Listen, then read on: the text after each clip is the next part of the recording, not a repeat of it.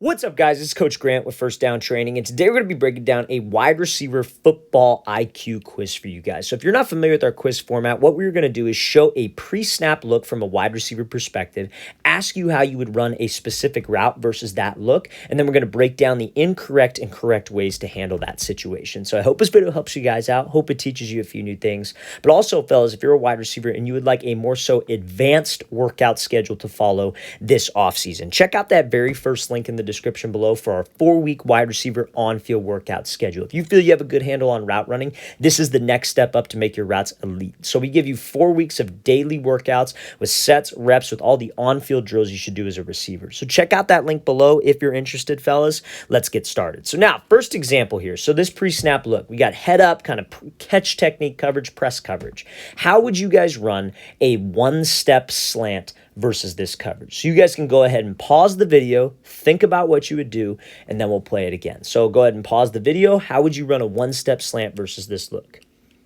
All right, so you can play the video now. So now, let's play this full speed and we'll break it down. So you would want to use something we call a wide step release when running a one-step slant versus press. Now, I know some of you probably thought, oh, well, Coach, I thought every time that I have press coverage like this and I have a slant, I should use a diamond release, right? So what is a diamond release? Diamond release is 3 steps to the outside shoulder of a DB, trying to get him to flip his hips vertical and you slip underneath.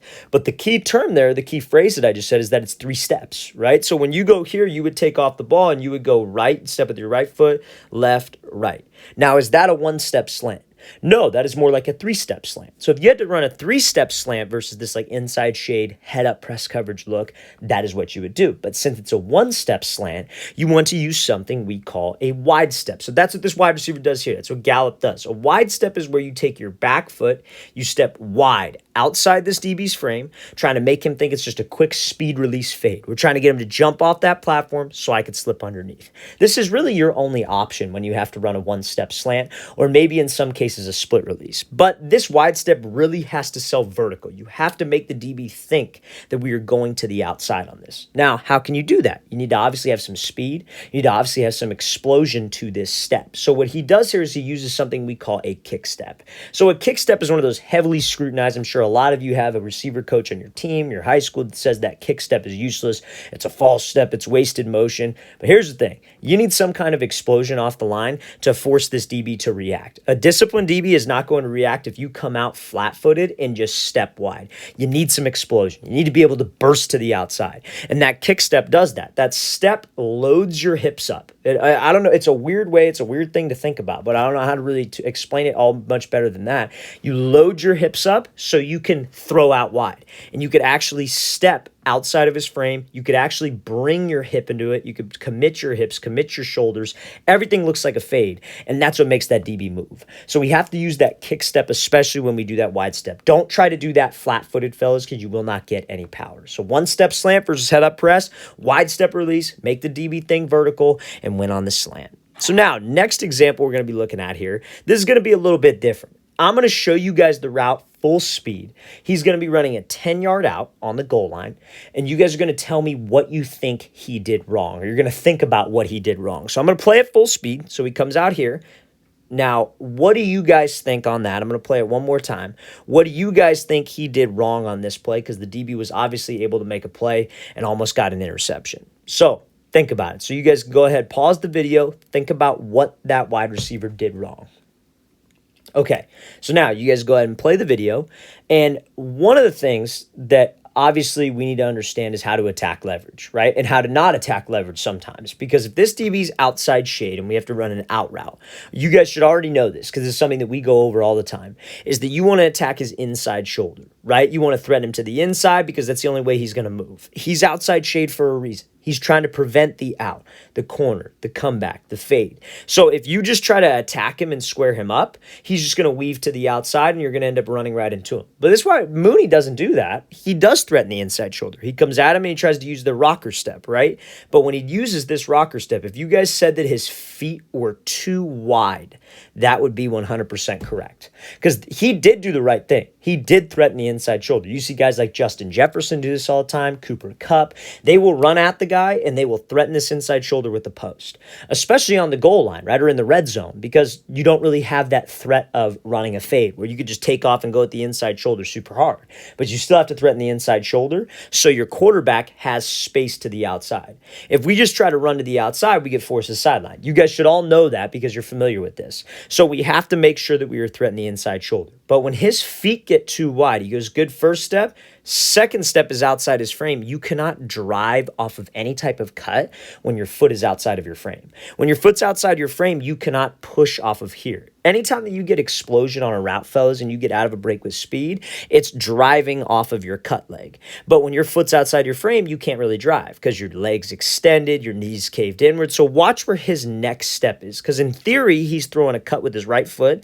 The next step should be already out of the break. But because his feet are too wide, look where that second step is. It's almost like a negative step. It's almost like he went negative with the left foot. Now the right foot is the foot that's getting him out. But that extra step, fellas, against a talented DB makes a big difference. You don't have that speed. You don't have that explosion to get you out of this thing. And a quarterback's not just going to throw you out of bounds. So we got to give him space. We have to give him a good quarterback-friendly type route.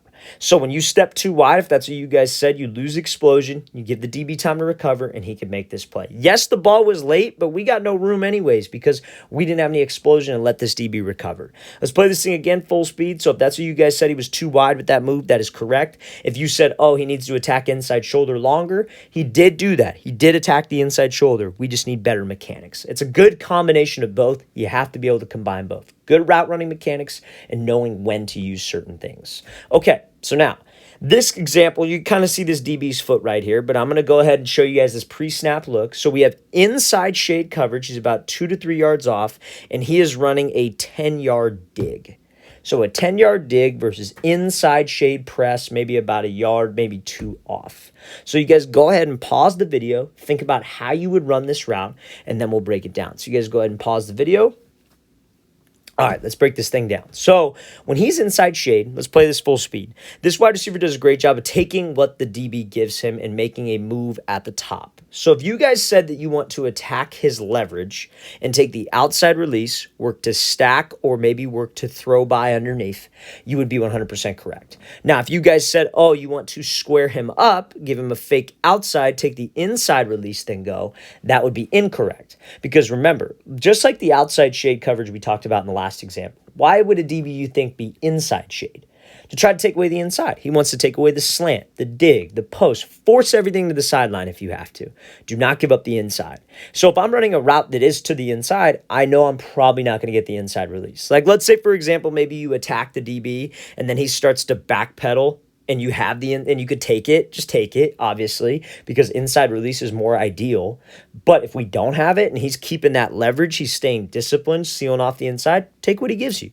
Have to be comfortable at the top of the route. So main goal would be obviously give him a move. Main goal would be to restack like we have him here. So I give a move, I give a head and shoulder fake, or if he's playing this thing well, I could take my right hand, put it on his right hip, his right shoulder, and slip under him. But you have to have a plan at the top of the route, and you got to be prepared to react at the top of the route if we want to do this. So let's play this thing again, full speed one more time. Great job at this wide receiver. So if you guys said take what he gives you, work to restack with the outside release or throw by, you would be correct. Okay, so now Sky Moore here, we're looking at the bottom of the screen. Tough to see. I'm going to draw this in blue. Tough to see this DB and how he's playing, but he is in head-up press coverage, okay? So how would you guys run a corner route versus head-up press coverage? It's kind of like a sail, if you will, like a sail, deep out, corner, whatever it is. It's the same way anyways. So how would you run that versus head-up press coverage? So think about head-up. That's the main key here. So you guys can go ahead and pause the video, and let's break this thing down. So when we have head-up press, do we know what leverage the DB is going to keep? Not necessarily, right? Because, I mean, you could come off the ball and, like, you might try to give him an inside jab, but what if he keeps his leverage to the outside and then you just end up running into him, right? Now, what if he's inside shade and you give him, like, or let's say, for example, he's trying to protect the inside and you give him a wide step and then try to go to the inside release? but he keeps the inside leverage. You could end up running into him. So whenever this DB is in head-up coverage, a great release that I like to use is anything that's reactionary based. And in head-up press, I love the split release. So let's watch what Sky Moore does here. So he does a split release and takes the inside release. But the reason why I love this split release is because it's reactionary based. So a split release is exactly how it sounds. You take your front foot, you go wide, bring the back foot up, so you split your feet. But the great part about the split is you are coming to bounce. You're in a balanced pad. Your pad level's in an explosive spot. Both cleats are in the grass. You're in a balanced position. So now, when I'm in a balanced spot, feet are slightly outside my shoulders, I can read this DB and see how he's going to react. So he does this split. Our goal is to freeze him and then leave him. So I go here, I freeze him with my feet. I'm trying to react. If he shades to the outside like he does, what does Sky Moore do? Takes the inside release. It's a reaction. So anytime that we have head-up coverage, fellas, it's a reaction. If he shades to the outside, I want to take the inside release. If he shades to the inside, what do you think? I want to take the outside release. It's based on him. The release you take, how you run routes is always, always based on the DB and how he plays you, not necessarily based on the route that is given. So if that's what you guys said, that would be correct. If you guys said try to set him up with a fake inside, go outside release, or vice versa, that's wrong. But if he has leverage, so like if he's inside leverage, yes, that would be right. Or outside leverage, yes, that would be right. But it's about reacting. Now, if he's like maybe 2 to 3 yards off, like let's say he's maybe a couple yards off, you would go at him and react. So you would close space and see what he does. You wouldn't just run to the inside or run to the outside. Anytime he's head up, not showing a leverage, we have to react. We got to close space. Let's play this thing again, full speed. Great job by Sky Moore hitting that split, then working to restack to get separation on that sail. All right, fellas, really want to thank you for watching. I really appreciate it. If you guys have any questions at all, don't hesitate. Leave those in the comment section below. Always appreciate the feedback. Always great to hear from you guys. And again, fellas, if you'd like a 4-week wide receiver on-field workout schedule, check out that very first link in the description below. I'll see you guys next time.